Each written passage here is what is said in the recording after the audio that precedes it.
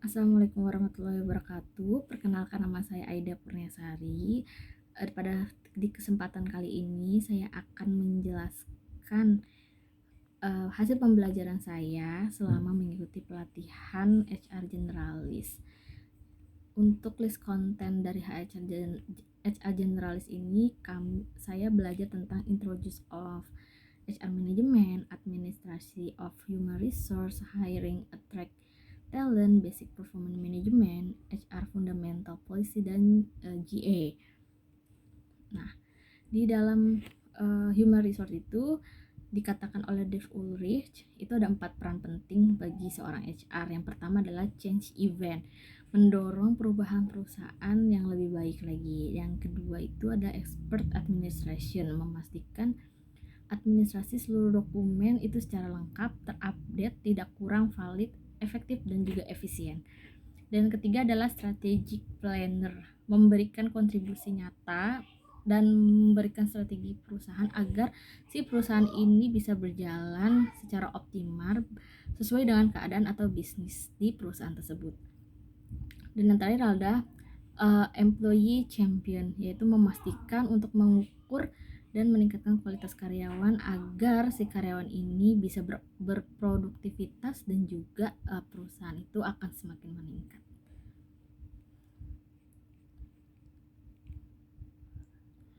Terus kemudian dalam perkembangan fungsi HR itu kan macam-macam. Nah, di HR itu ada 4 kategori, yaitu kayak personalia, human resource, human capital, dan HRBP. HRBP atau human resource business partner. Nah, untuk expert administration ini sangat penting. Kenapa? Karena untuk berguna bagi karyawan sendiri dan juga HR. Bisa dari sisi hire, kandidat tersebut ada kejelasan status di perusahaannya. Jadi kita sebagai HR, perusahaan pun juga tidak sembarangan dalam merekrut calon kandidat. Dan juga misalnya dari segi sumber pendataan, contohnya seperti payroll atau penggajian, kita sebagai HR juga pun tidak salah hitung dalam menghitung gaji karyawan. Dan juga sebagai HRBP atau Human Resource Business Partner itu juga bisa menganalisis kondisi karyawan dan perusahaan lebih baik, seperti itu. Dan juga ada juga pula dari segi pengamanan perusahaan. Contoh, apabila terjadi PHK, itu tidak aja terjadi blunder untuk perusahaan, dan juga ketika ada sanksi pun kita punya dasar aturannya. Makanya dari segi administrasi itu memang sangat penting sekali. Jadi administrasi itu harus sempurna dan tanpa celah dan juga tanpa cacat ya. Itu menurut Dave Ulrich. Kemudian untuk di administrasi itu, di HR generalis itu ada rekrutmen administrasi. Biasanya kalau administrasi rekrutmen itu ada formulir kandidat karyawan, ada hasil interview karyawan, terus list dokumen karyawan, dan juga perjanjian kerja. Nah, untuk perjanjian kerja ini kan ada 2 ya. Kalau di perusahaan itu ada yang namanya PKWT dan juga PKWTT, perjanjian kerja waktu tertentu dan perjanjian kerja waktu tidak tertentu. Nah, biasanya kalau untuk administrasi ini kita mempunyai database karyawan ini tergantung dari perusahaan masing-masing.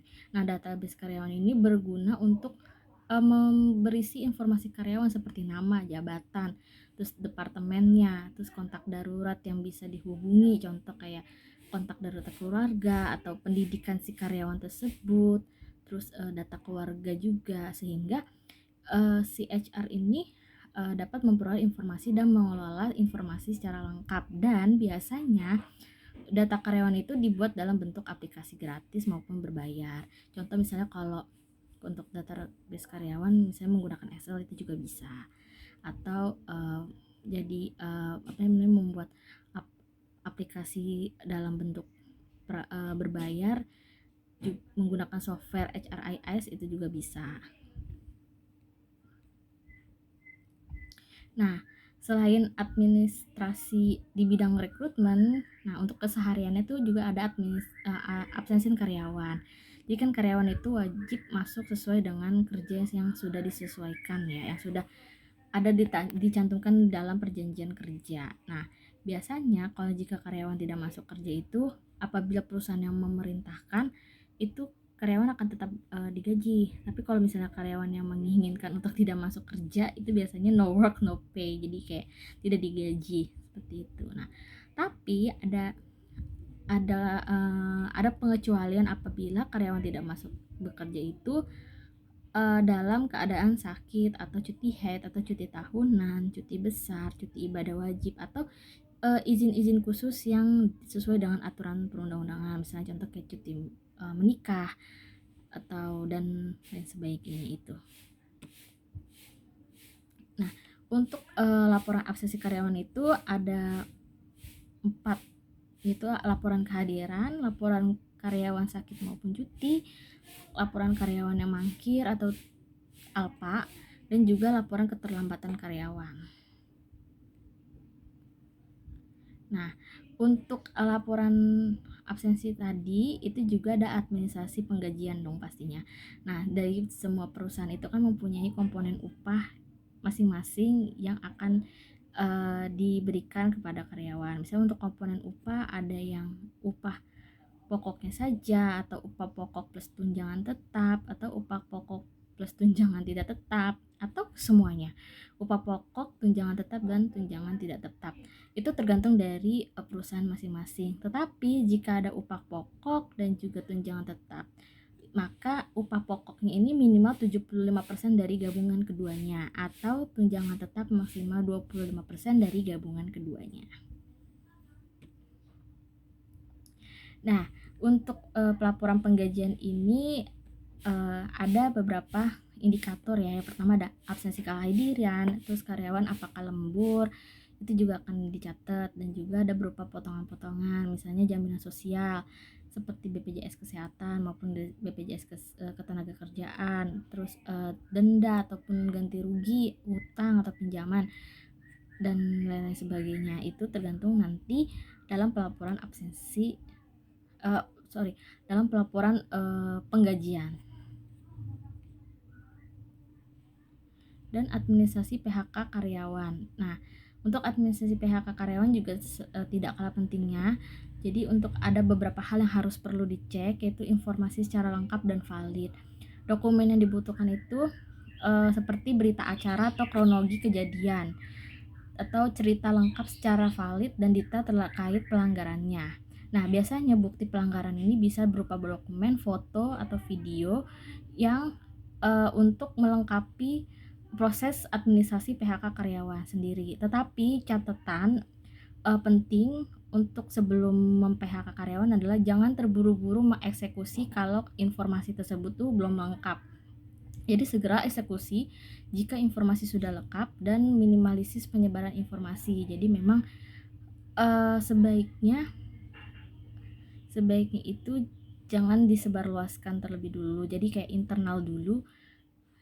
Jadi untuk meminimalisir penyebaran informasi, dan cek alasan PHK-nya itu untuk memastikan dan pastikan alasan dan prosedur PHK itu sudah sesuai dengan undang-undang.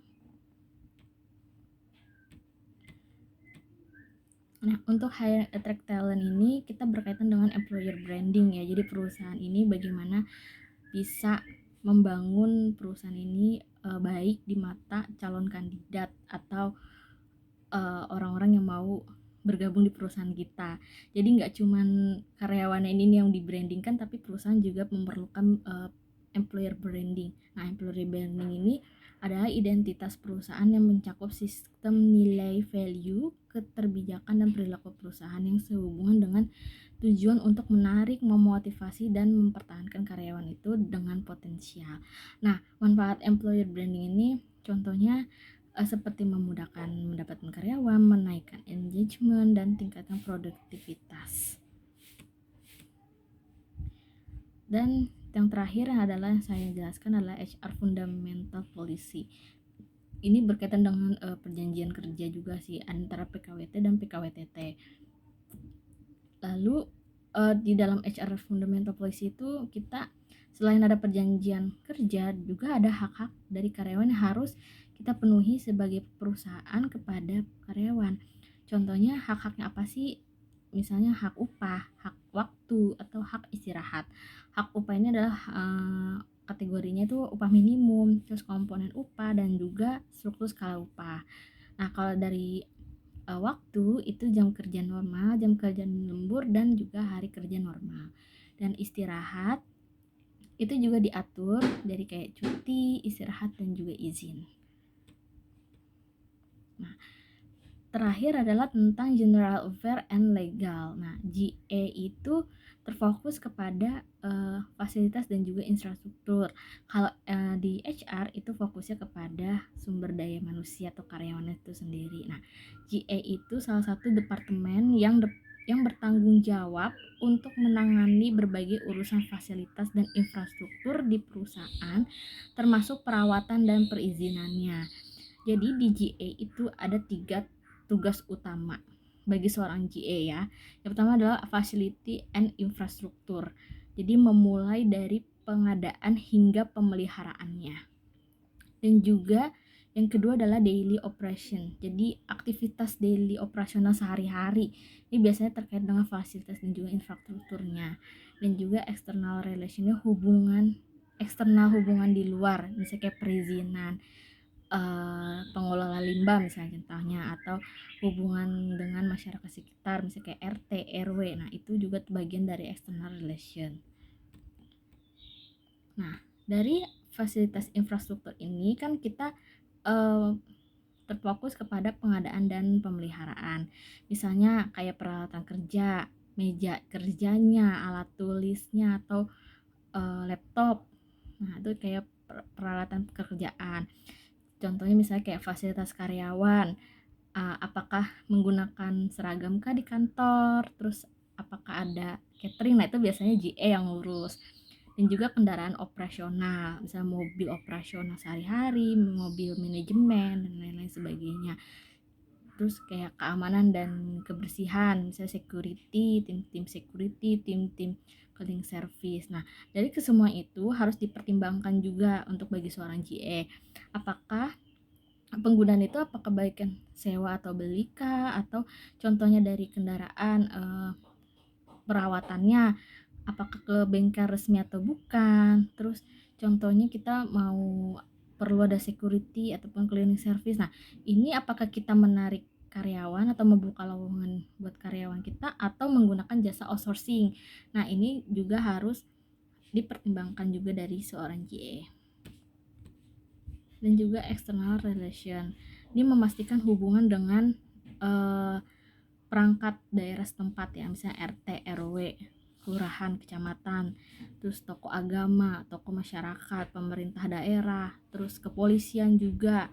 Misalnya contoh ada kasus di mobil operasional di razia misalnya contohnya. Itu juga kan kita harus berhubungan dengan pihak kepolisian, mulai dari level Babin Kamtipnas, terus TNI mulai dari level Babinsa, terus supplier atau vendor, terus building management, dan juga industrial area management. Lalu untuk memastikan pengurusan perizinan dari segi external relations itu seperti kayak online single subsistence atau OSE, sertifikat layak fungsi, sertifikat layak operasional, surat izin alat angkut, terus pengelolaan limbah, khususnya limbah B3, dan juga izin lingkungan seperti AMDAL atau UKL atau PL. Seperti itu. Jadi memang tugas seorang GA itu banyak sekali. Jadi seperti itu ya. Untuk untuk tahu perbedaan dari HR dan juga GA. Nah, kalau HR itu memang difokuskan kepada sumber daya manusianya sendiri, itu fokusnya kepada karyawan. Tapi kalau GA itu terfokusnya kepada fasilitas dan juga infrastruktur. Terima kasih.